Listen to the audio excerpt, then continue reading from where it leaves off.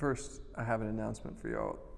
I just want you to know that the state of the literature on square dance calling tells us it's likely an African American contribution to American culture. But as is the case with so many things, like the barbershop and gospel quartet singing, the banjo, that are often seen as white, they're actually black, as far as where they came from. I added this short segment from Jameson's book this week to remind us of the fact that there are a lot of different stories for where some of these really key American culture things come from. Anyhow, from revelations to questions to Hast's study of contradance, so many questions come up for me here. What are other forms of what she calls locally situated, non-specialist, participatory art forms? That's how she categorizes contradancing. For y'all, what are other things that y'all do? Community theater, maybe being in a community band or something like that. There are a lot of other things like that out there. A community puppet group. These seem really important for culture, for people, for communities. So as we're thinking about those kind of things, do you think that intimate anonymity that Hast finds in contradancing, is that a valid form of interaction? And can community effects in that sort of institution-light atmosphere be real in the portable and ephemeral situations of contradances? I know that a scholar named Robert Gardner, a sociologist, has borrowed this term, institution-light, to characterize what he calls the portable community of the festival, the bluegrass festival scene in Colorado. It's not a brick and mortar institution, but it is one, he argues, that has real effects. And I was looking through his footnotes, and I learned that this institution-light idea comes from a study on Alcoholics Anonymous and addiction groups. And they really do intend it to refer to things that have real effects. So it's something to think about. So on page 26, Hast discusses the implications of instant community.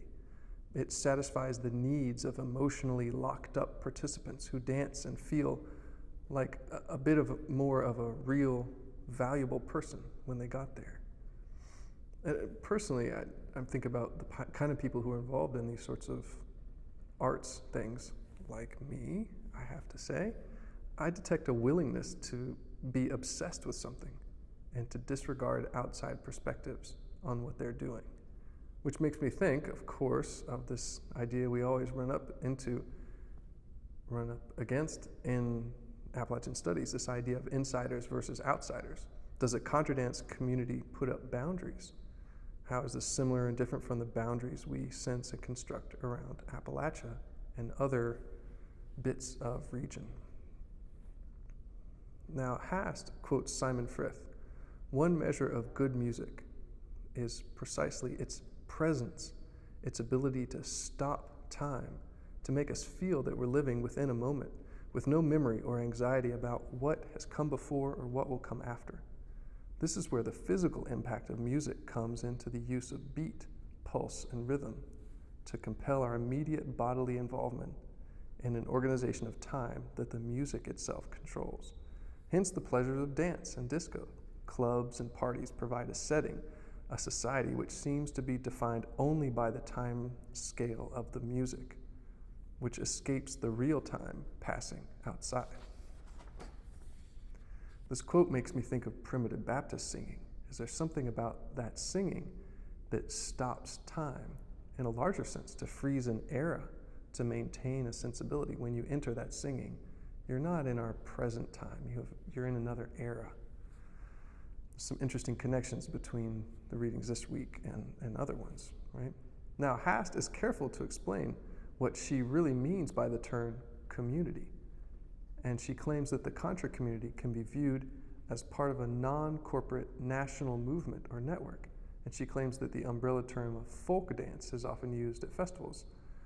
And that's an interesting label, right? That's a kind of a boundary setting label. Have you seen that term folk and folk dance used in the areas where you are? And what does it mean when they're used, or when those terms are deployed where you are. Many people think of contradance as being folk and traditional, using those labels, and not alternative or part of a counterculture. But those things are often used at the same time to promote or to celebrate dance or contradances. Now, stepping back, in his chapter in Shadows in the Field, Jeff Titon provides a useful summary of what he calls the 4 paradigms of ethnomusicology, so 4 eras of this field. So he goes through them, talking about comparative musicology, using Euro-American classical models as points of comparison with other ones elsewhere in the world. Then he talks about musical folklore that was happening in the early 1900s. This idea of nationalism, social context, the preservation of endangered items with educational goals and often nation-building goals, carrying on this idea from the 19th century of nationalism. And then by the mid-1900s, we have this concept of ethnomusicology as ethnomusicology, with a focus on particularism, a focus on the native point of view, sort of a pushback against nationalism. And Alan Merriam, a key person in that period of time, put it thusly. He called it sciencing about music. I mean, it's emphasizing the ology of it. And then fourth, we have the branches from bimusicality, things that emerge from the still growing music experience tradition, what people sometimes call the study of people experiencing music. This emphasis is more on understanding, on reflexivity, on evocation, on sharing authority, on attention to power, to multimedia, to these new varieties of fieldwork. And a key text for this movement is one of the texts for this course, which is the Shadows in the Field book. Titon encourages us, as a part of this last era, to consider kinds of knowing. He talks about 2 kinds of knowledge or knowing, understanding and explanation. And I have a sense of this. I first learned this distinction of knowing terms when I took foreign languages. Right? In French, I learned about savoir and connaître. So you would savoir a fact. It's up, it's down. You would connaître, you would know of. You would know about a city. You would know how to get through if there's a traffic jam. Same thing in Czech when I was learning that language. There's vědět and poznat, similar kind of thing.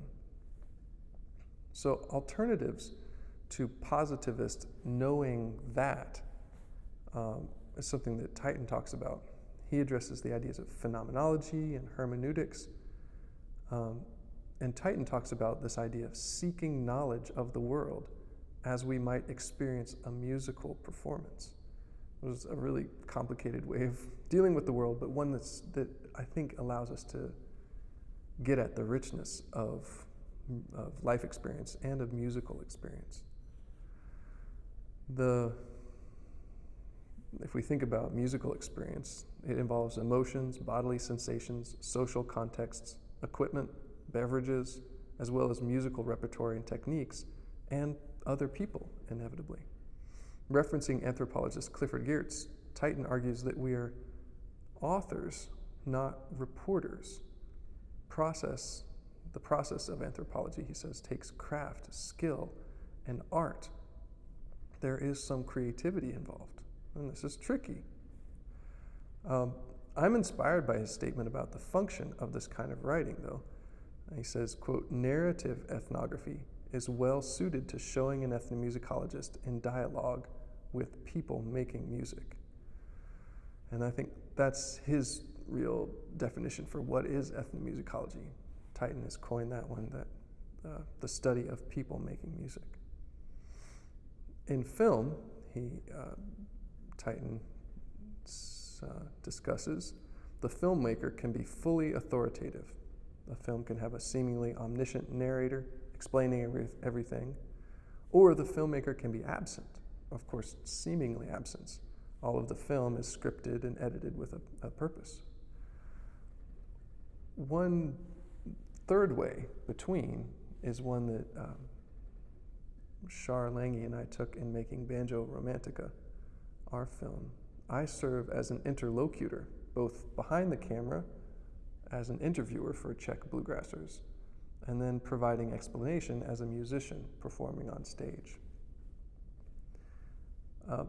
Tighten, so I was complicating the knowledge that's going on there and the communication of it by speaking in different ways in different parts of the film. Tighten discusses hypertext, which may seem so old school to us now that it doesn't even seem worth talking about, but he makes a lot of really good philosophical points about the nature of knowledge. Hypertext can be indeterminate and web-like instead of determined and linear. The composition of knowledge as a web, as a hypertext, allows a paradox to stand and leaves readers with the challenge of resolving it themselves. The author doesn't resolve it necessarily. I suggest you look at the Clyde Davenport stack that Tighten compiled quite a ways back. I think it's still really thought-provoking. And it's similar to a plan that I have to use a map as a framework for a collection and presentation of oral histories of Czech bluegrass-related music making.